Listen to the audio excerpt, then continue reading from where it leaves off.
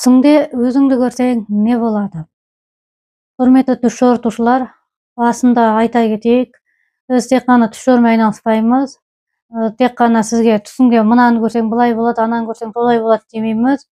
Біз сонымен қатар түстерді зерттеумен айналысамыз. Бұрынғы заманның түстері, бұрынғы қоғамдық ахуал, қазіргі қоғам жай-күйі, қазіргі қоғам дерті не мақсат, не сән қоғам үшін, барлық адамдар не көріп жатыр, еркек не көреді, әйелдің түсі қалай жорылды, бала не деп жатыр, осының бәрін зерттеуге алып, ортақ әлеуметтік заттарды, нәрселерді ұсынудамыз. Сондықтан біздің арна тек қана бір жеңіл сөздермен емес, жалпылама ауқымырақ зерттеумен айналысқан себепті тіркеліп қойыңыз және бізге түс жорыта жүріңіз.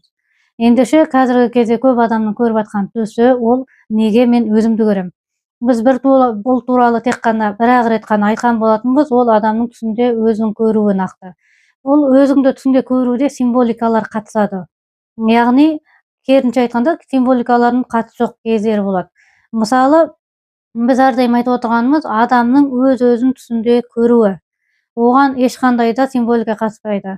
Сіз өмірде кімсіз? Болмысыңыз кім? Ішкі әлеміңіз кім? Сыртқы әлеміңіз қандай? Арықсыз, еміс, киіміңіз ашық немесе жабық, сондай тіліңіз шешен немесе тұйық, ішімде мен жылауықпын, мейірімдімін, өзіме қаталмын. Осы нәрселерді толық түсінген, өзін бағалаған, өзіне не қажет емес, неден қателік жіберді, нені дұрыс тапты, қай жолға түскенін дұрыс көрді, ұқты, осы адам өзін түсінде көреді. Ол тек қана жаңағы айтқандай символика қатысы жоқ, жай ғана өзін көреді. Егер сіз байқаған болсаңыз, біз көбінесе түсімізде басқа нәрселерге мән береміз. Өзіміз береміз, бірақ мән берілетін нәрсе басқарақ. Мысалы, мен түсімде машина айдап жүрмін, түсімде мені ит қауып алды, түсімде марқұм әкем келіп тұр, жолдасым маған су берді. Бұның барлығында сіз қатысасыз, бірақ мән берілген нәрсе символдар, біз айтып жүрген, сондықтан сәйкесінше олар өзінің ретімен жорылады екен. Ал енді біздің айтып отырғанымыз адам өзінің түсінде өзіне мән беруі. Ол біріншісін айттық. Енді бұл нәрсе екінші көрілетін нәрсеміз, бұл адамның өзін басқа нәрсе арқылы көруі, мысалы айна арқылы көру. Адам бұл жерде адамның өзіне жорылмайды. Мән беріңіз, біз жоғарысында айта кеттік, ол өзіне жорылады. Өзін түсінген адам түсінде өзін нақты көреді, бес саусағындай көреді. Ал енді адам өзін түсінде айнадан көруі, ол сәйкесінше әр типке жорылады. Өйткені айна дегеннің өзінің символы бар. Айна дегеніміз, мысалы, адам өзін көреді, өмірде де. Өзінің кем-кетігін жамайды, өзіне тамсанады деген сияқты, Сондықтан айна деген нәрсе түске кіруі осы баламалармен жорылады дағы, бұл бір символика болып кетеді. Яғни адамдар айтады, түсімде өзімді көріп жатырмын дейді. Қалай десе, айнадан көрдім, әдемі қызыл көйлек киіп аппын, немесе костюм шалбармен тұрмын, айнада артымда қап-қара біреу тұр дейді. Ол асылында өзіңізді көргенменен жоруы өзіңізге емес, жоруы тағдырыңызға, бір шешімсіз әрекеттеріңізге болады екен. Ендігі біздің айтатын нәрсеміз, бұл адамдардың түсінде өзінің балалық шағын көруі. Яғни адамдар, мысалы, кішкентай бала емес, адамдар 30-дан асты, 50-ден асты, бірақ олар өте кішкентай кезін өзінің көріп жатыр. Енді бұл туралы біз әрдайым айтамыз, жаңа зерттеулер деп жатырмыз. Біз қазақтың ұлттық дәстүрлі зерттеуіне қараймыз. Ол туралы біз әрдайым салыстыру деңгейінде айта жүреміз. Біздің қазақтың ұлттық санасында түс жору деген нәрсе қалыптасқан. Біз көп нәрсені түсте өзіміз жоруды жалпы білеміз. Оны сенен ешкім сұрамайды. Адамдардың түс жору мақсаты да сол, өзінің болмысындағы жоруы бар. Мүмкін менің болмысымдағы жоруым қате шығар. Мен бұны маман, профессионал түс жоруға жорытайын. Бұл дұрыс нәрсе екенін айта кетейік, өйткені біздің заманауи түс жоруымыз бұл біздің қоғамдық дертімізге, қоғамдық әлеуметтің не ұстаны бар, соған қалай жоримыз. Ал енді бағзы замандарда білесіз, біздің қазақ ауысты қазір, біз ол замандарда дәстүршіл едік, қауымдық принциппен өмір сүретін едік. Сол себепті кейбір нәрселер қалып қоятын, ол заңдылық. Ал ендігі біздің балалық шақты көруімізге неге біздің дәстүрлі түс жоруды айтып отырмыз?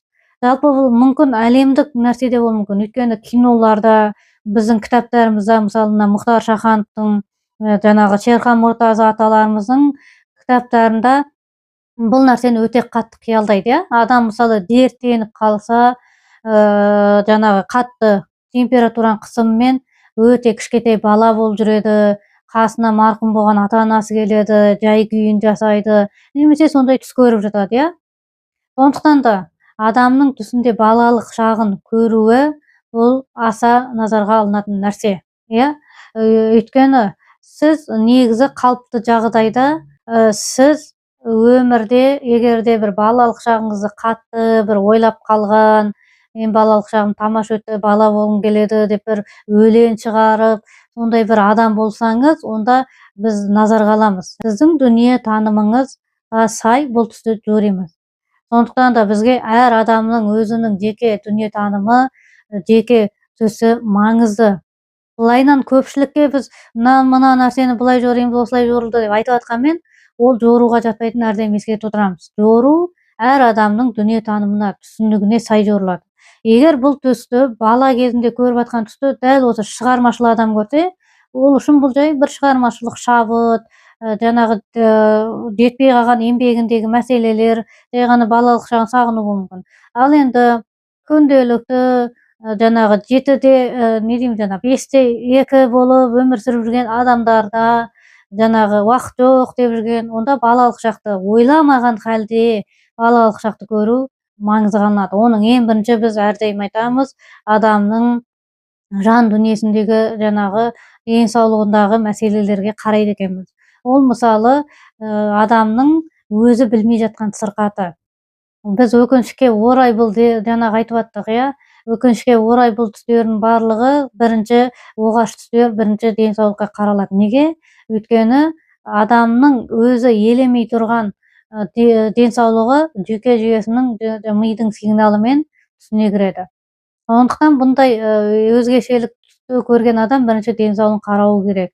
Ол жанагы эч кандай да бир сигналы жок дерттер болушу мүмкүн, сигналы бар дерттер болушу мүмкүн, Эндиги биздин айтатын нерсемиз, эгер адам жок, менин ден соолугум таптаза, менде эч кандай нерсе жок десе, онда биз ону келесидей жорыйтын боламыз. Келеси айтатын биздин нерсемиз адамдардын өзүнүн түсүндө көрүп жатканы бул жанагы башка турупта көрүүгө. Яғни адамдар өздерин мүлде башка халде көрүп атыр. Мисалы бир адам айыл баласы. Кәдимги айыл баласы, эч кандай да неси жок, өзүнө дерти жок, бир орта жаштагы, балашы күйөө, жумушу бар, өз-өзү менен жүр. Эndi ол адам төсүндө өзүн эркек кандайдой көрүп жатыр экен. Яғни мисалы ол бир адеми, костюм чалбарлы эркек болушу мүмкүн, немесе бир мүлде башка стилдеги эркек болушу мүмкүн.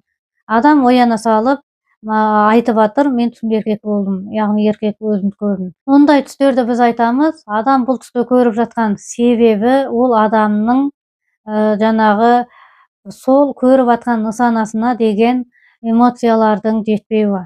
Яғни адам эркекти көрүп турганы түсүндө, яғни ол мүлде өзү эркек эмес. Мисалы өзү чачы узун, арыкча келген кыз, түсүндө семиз, абузунда шылымы бар эркек жүр, ол мен экенмин деп турмун. Мен дегенге далелиң кандай десе, өйткөнү айналамда эчтене жок дейт. Тек гана осы адамды көрдүм дейт. Сондуктан ол мен дейт. Ал чын мәнде ол сиздин башка эркек ол. Сиз жанагы өзүңүздүн памятиңизбен бир белгилүү бир акыбараттарды жыйнап алуу аркылуу мына эркек, демек ол мен дедиңиз. Ол адам дүнүйө таанымы ар түрлүү. Мен эркек болгум кеп өмүргө туугам, бирдеңе деген өзү азыр өкүнүчкө орай сондай кең ачык заманда турмузда, адамдар не бир сандырактарды айта берет. Бул курс өтө түшүнүктүү өтүп жатыр. Сабактар жеңил әрі нақты, бәрі кадам-кадаммен түшүндүрүлөт. Эгер әлі косулмасаң, казыр косул, баштауга дәл убакыт. Энем үйдө телевизор көрсө, сонун касында сол тирлик иштеп атырмыз. Мен тагы уялдым дейт. Яғни түсүндө өзүн эркекмин деп көргөн айыл, немесе өзүн айылмын деп көргөн эркек, онда булар биринчи дүнүйө таанымы суралат. Жанагы айткандай, бирөө ул болгум келди, бирөө кыз болгум келди деп тандырактоо мүмкүн. Сондуктан ол нерсе өзүнүн каалоо түсү сыяктуу нерсе. Каалоо түсүн айта кетейик, бир нерсени катты каалоо өмүрдө орундалмайды, сонун түсүндө көрүү каалоо болуп табылады. Міне, сондуктан ондай түстү көрүүчү адамдан биринчи суралатын нерсеси жанагы өзүңдү эркек деп санайсыңбы, эркек деп санайсың. Мага мисалы ондай түстөрдү жазгандар болду. Бул жерде биз ар дайым айтабыз, анонимдик сакталады. Мен азыр мисал келтиретін түстерден мен оның жасы канчада, Казакстан кай өңүрүнөн жазды, міне сүрөтү, міне нөмірі деп көрсөтүп аткан жокмун. Түстөр зерттөөгө керек, және ол аноним түрдө биз мисал келтирип айтуубуз биздин сөзүбүздүн бекер эместигине бир сөз косарыбыз болот. Ошондон бул жерде мисалы бир ер адам сондай түш жорутtu, ол ер адамдын жабабы мен өзүм табигатымдан, яғни мен Алла Таала демек, жалпы мен бул дүйнөгө эркек болуп келдим деди. Бирок менин табигатым өзүмдү айыл иретинде көргүм келет деди. Бирок мен информациялар көп жыйнап, бул нерсенин дурус эмес экенин угуп, азыр айыл болуп келе жатып, кайтадан эркектикке ауысып аткан жайым бар дейт. Ал онун төсү уну мазалап жүр. Сен айыл болууга ылайыктысың, керемет айыл боласың деген нерселерди түсү айтып атыр. Өйткөнү ол баштапкыдан бүйтүп барып, кайтадан жанагы кыйратканыңды кайтадан түзөө бул өтө усак менен жүрөтүн нерсе ғой. Ошондуктан да ол адамдын бул түстү көрүп аткан калпты оған біз жормаймыз, сен айел адамсың расында деп. Олай жормайды.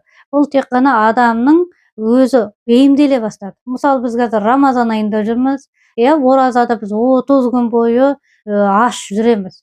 Сосын альхамдулилля деп аузымыз ашқаннан кейін 30 күн біткеннен кейін жанағы бірінші күн айт болған кезде біздің жанағы асқазанымыз үйреніп қалады. Біз жанағы таңғы асты ішпей, кішкене былай жүріп, түскі асты өткізіп алып, 1-2 күн солай жүре бастаймыз. Одан кейін келеді, күндер ауысып, біз үйреніп қаламыз, тамаққа үйреніп қаламыз. Одан кейін күндер келеді, қайтан иншалла Рамазан, біз қайтадан Рамазанға үйренуіміз керек болады, тамақтан сап сөйтеміз. Яғни байқасаңыз, адам баласы өзгерісшіл нәрсе, және сол өзгеріске сәл бейімделгіш нәрсе. Сол себепті ол ер адам өзі солайдан еркек екен, яғни еркектіктен ажыратып әйел бола бастағанда, өзі бір косметикаларды алып, биік өкше алып, сыланды алып, сондай бір еркекіне қарасаң келе жатқанда, төбесінен тарс етіп ой дейді, менің бұл ісім қате екен, мен еркек болып жаратылдым, еркек болып өмір сүруім керек, мен еркек болсам, көп нәрсені мен жасай алады екенмін деген түсінікті алды дағы, мына әдемі туфли, оған деген армандар, қиялдар аяқ асты үзіліп қалды. Адам өмірде қайтадан жанағы штанын киіп, сақалын қойып, характерін түзеп келе жатқанда, мына мидағы нәрселер бүйтіп нейрон деп айтылады ғой. Астан кесен болып жатқан кезде адам сол мақсатты түстерін көре береді. Сол себептеді бұл жерде біз ол адамға жормаймыз. Жанағы, сенің істеп жатқан ісің қалыпты. Бұл жерде бір нәрсені айта кетейік. Сенің ісің қалыпты болған кезде ол түстер мазалай бастайды. Мысалы, оған қосымша тұздық ретінде мен қорқыныш туралы айтайын. Мысалы, адамдар қорқып жүреді, қорқынышын ұмыт кетеді. Сол кезде қорқынышы түсіне кіреді. Өйткені өмірде ұмытылып тұр ол. Мына жердегі түс дәл сол сияқты. Ендігі келесі нәрсе бұл жан дүниеден тыс адамның өзін басқа кейіпте көруі, ол адамның жаңағына біз сөзіміздің жоғарғысында айта кеттік, ол адамның сол көрілген нәрсесіне деген көзқарастары. Мысал ретінде әйел адамды айтайық. Әйел адам өзінің күйеуі бар, бала шағасы бар, сондай стандартты әйел адам. Алып бара жатқан ештеңе жоқ. Төсінде еркекті көріп жүр. Ол оны менмін деді. Ол еркек жаңағы айтқандай бойы ұзын, бір сақал, жүн басқан, көзі дәумен, көзім сарғайған немесе керінше, сондай болып жатыр да, мен дейді. Ол жердегі мен деп тұрған әйелдің басты себебі, өйткені ол еркек одан ажырамай көрінгендігінде. Төстің болмысы ол еркекті одан ажыратып тұрған жоқ. Өйткені басқа түстерде біз білеміз ғой. Біз көлік айдап жүргенде, көлік бізден ажырап тұрады. Көлік бар. Сен назарға сәл іліктің, көлік түсіңде жүр. Немесе жаңағы марқұм адам келуі. Сен марқұм адамға жылап жатсың, марқұм адамға сіз бар ажырап тұрсыз. Ал мына түсте адам ажырап тұрған жоқ. Адам ана еркектің өзімен қоса болмысы бірігіп тұр. Сол себепті де түсті көріп алған адам ояна сап айтады, мен түс көрдім, түсімде өзімді еркек етіп көрдім, өзімді кәрі кемпір етіп көрдім, жас қыз етіп көрдім деп айтады. Неге? Оның жорылуы ол сіздің ойыңыз еді. Өйткені ой деген адамнан жабысып тұрады. Ой деген бізден кетпейді. Мысалы, біз өткен видеоларда айттық қой, адамның өзінің түсінде өткен өмірін көре білуі, адам жанағы өзін жанағы басқа тұрмысқа шығып, басқа ауылдан басқа қалаға, басқа елден басқа елге кеткен кезде адам ойлайды, мен өзгеріп кетемін. Бірақ шын мәнінде сен өзіңнің ойыңды, барлық мына дүниетаным флешкаңды өзіңмен өмір бойы тасып жүргеннен кейін, сен мейлі жанағы перзент әулие болып кеткенде сенің болмысың сақталады, сен болып қаласың. Сондықтан да бұл жердегі адамның мен деп ойлап тұрғаны ол сол нәрсе туралы ойлары. Енді не нәрсе ол дейтін болсаңыз, жаңағы айттық, еркекті көрсе еркек туралы ойлары. Адамның ер адам туралы ойлары жаңағы піспеген, бұл ойлар, ой деген нәрсе негізі іс-әрекетпен шығады. Бұл жерде бір ораза айында айта кетейік, жаңағы бізде Құранда керемет аят бар, күмәннің көптігінен сақтандар, кейбір күмәндар күнә деп айтылып келеді. Бұл жердегі жаңағы ғалымдарымыз айтады, адамның жаңағы күмәнді ойлары ол ой жүзінде қалады да, ол күнә әкелмейді адамға. Күнә әкелмейді. Ал сол күнәні сен орындай бастасаң, жаңағы тіліңмен күмәнді ойды тіліңмен айта бастасаң, немесе қолыңмен жасай бастасаң, мысалы сен бір адам туралы ойладың, негізі табиғаты жақсы адам, сен ойладың, мынау жаман адам, өте 200 адам, сырты былай, іші былай деп айттың, саған дәлел жоқ, ондай ойланып жүрсің. Бір кезде ол ойланып тұрғанда саған күнә жазылмайды. Бір кезде сен ана адамға шыдай алмай айттың, сен білесің бе, сен сондай оңбаған адамсың, сен 200-сің, сенің ішің мынандай, сыртың мынандай, анау-мынау айттың, тілден шыққан нәрсе күнә болады. Сол себепті де адамның төсінде жаңағы ойлар, еркек туралы ойлары, олар сыртқа шықпай тұрған ойлар. Сөйтіп жиналып адамды мазалап тұр. Ол адам мысалы, өзінің еркек деген кім ол адам үшін? Өзінің күйеуі, өзінің баласы, өзінің әкесі, бауырлар, ағалар, туған туыстары, яғни біз бұл жерде еркек дегенімізде ол сырттағы еркектерді ойлап жүрген жоқ. Мысалы, ана жұрттың байы, ана оңбаған, менің байым керемет деген нәрсені алмайды ол. Ол дәл сол өзінің айналасындағы ер адамдар туралы өзінің ойын алады. Мысалы, ондай енді біз тағы да анонимді түрде мысал келтіреміз, ондай әйелдер бар. Мысалы, біздің түс жорудың тағы бір басқалардан ерекшелігі, бізде ішін ақтарып алады адамдар. Қалағанша ақтарсын, ол жақсы. Түс жорудың мақсаттарының бірнеше мақсаты бар біздің түс жоритын. Соның бір мақсаттарының бірі адам үшін шығарып алады. Дәл сол кезде сондай әйелдер бір емес, бірнешеу жазылмаған. Менің мысалы, мен күйеуімнен қарағанда көп жетістікке жеттім. Мен күйеуім әлі біз үйленгенде деген әлі солмен жүр, ал мен деген мынаны істедім, ананы істедім, үйттім, сөйттім дегендер бар. Немесе менің күйеуім өте жалқау, еріншек, жайбасар, мені қорғамайды, анау-мынау айтып жатыр. Яғни бұл адам еркекті өзі деп түсінде көрген адам, сол еркегіне деген өңшең негатив ойлар жиналып қалған. Ол оны айтамайды, ол оны түс жору арқылы айтпайды, ол оны оның бетіне айтпайды, ол жиналып жатыр, сондай жиналғаны сондай, ол еркек бейнесінде көреді. Өйткені ол нәрсе айтылмай қалды, қазақта сондай айтылмаған сөз жетім дейді. Ол сөз жетім деген нәрсе, ол жетім деген ол мына жерде ауыртпалық болып қалады екен. Сондықтан да осындай түстерді көрген адам айтпасын, мен жаңағы немін деп, еркекпін, еркек болуым керек. Жоқ, сіз жай ғана еркек туралы ойларыңызды реттеңіз. Бұл жерде біз ислам шариғатымен түс жорушы адам ретінде айтарымыз, ол ойды сіз санаңыздан сүзгілеңіз, өз-өзіңізбен сұхбаттасыңыз. Қаншалықты ой дұрыс, қаншалықты ол ой қате. Өйткені адамның ой санасы бұл бір өте галактика аспекті. Жаңағы ақындардың өлеңдерінде бар ғой, адамдар сондай бір ой түбіне сүңгіп қайтадан шыға алмайтын. Не терең дегенде адамның ой терең дейтін сөздер бар. Сондықтан ол ойдың тереңдігі сонша, оның ешқандай бір шындығы қайсы, өтірігі қайсы сіз таппайсыз, егер сіз мына санаңызбенен оны жаңағы сорттамасаңыз. Мына ой логично, мына ой сандырақ деп. Сонда ғана сіздің еркекке деген көзқарасыңыз түзеледі. Сөз сонда адамдардың қалай түс жоритыны туралы айта кетейік. Адамдар қалай түс жориды? Адамдар түс жорыған кезінде жаңағы бір немен келеді, үмітпен, қорқынышпен. Жаңа сөзімнің басында айта кеттік қой, болмыс. Өзінің бір болмыстық жоруы бар. Сіз түсте анау болады, мынау болады. Сол нәрсені айтқамаса екен, айтса екен деген мақсатпен келеді. сіз түс жорған кезде тек қана мына адамға мен төсімді жордамын, иншалла Алла қаласа жақсылық алам деген ниетпен ғана жорыңыз. Өйткені ананы байлықты алам, ананы бүйтем сөйтем деген мақсатпен жортам десеңіз, ол шықпайды. Өйткені түс жору деген нәрсе ол тапсырыстан тұрмайды. Мен де білмеймін ол қалай жорылатынын. Сондықтан да.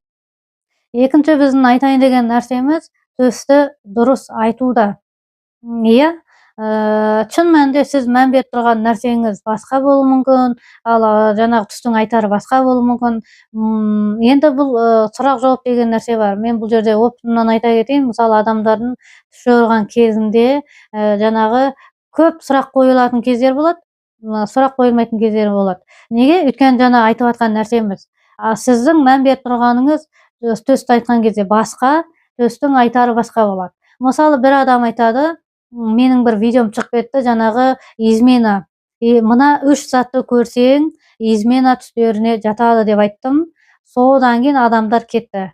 Мен түсімде дейді, осындай бір затты көрдім, оны маған күйеуім берді, содан кейін мен біліп қойдым, бірдеңе деп айтып жатыр.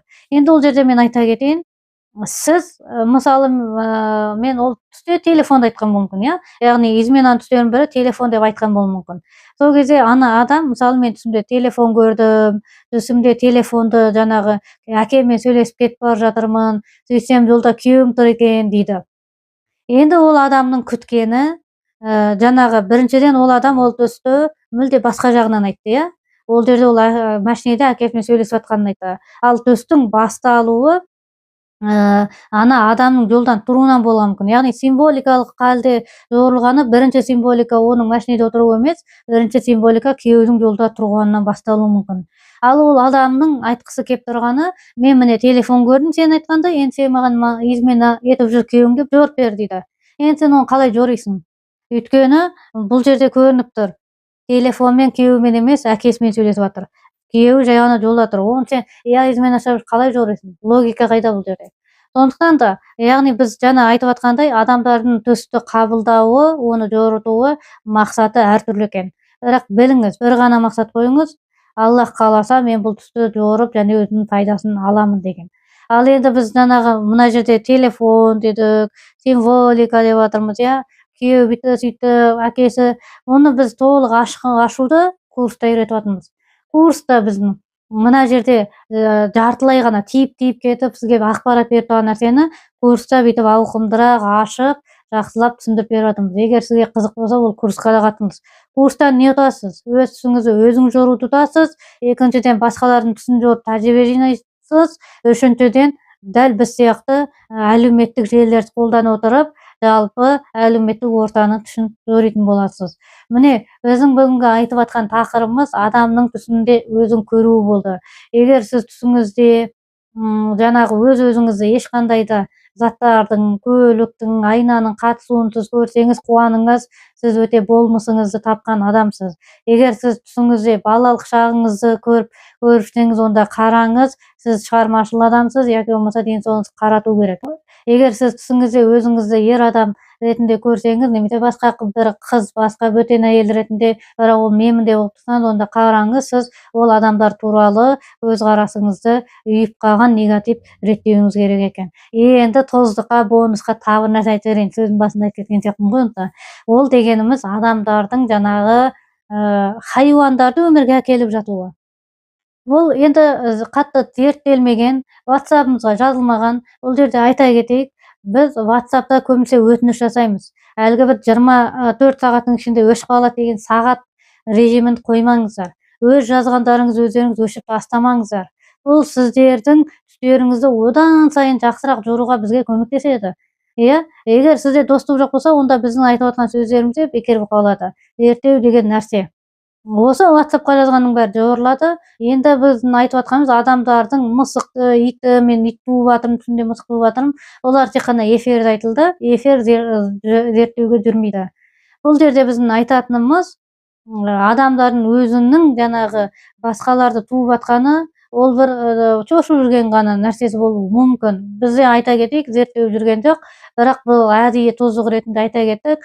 Біреу көрген болса, біреу WhatsApp-қа жазсын. Дәл осы мысықты тудым, итті тудым деген түстеріңізді мен тегін жауап берем. Мына жанағы видеоның шыққанынан 3 күн бойы ғана, я. Сәтті көрілім болсын, тіркеліп қойыңыздар, кері байланыс жасай отырыңыздар.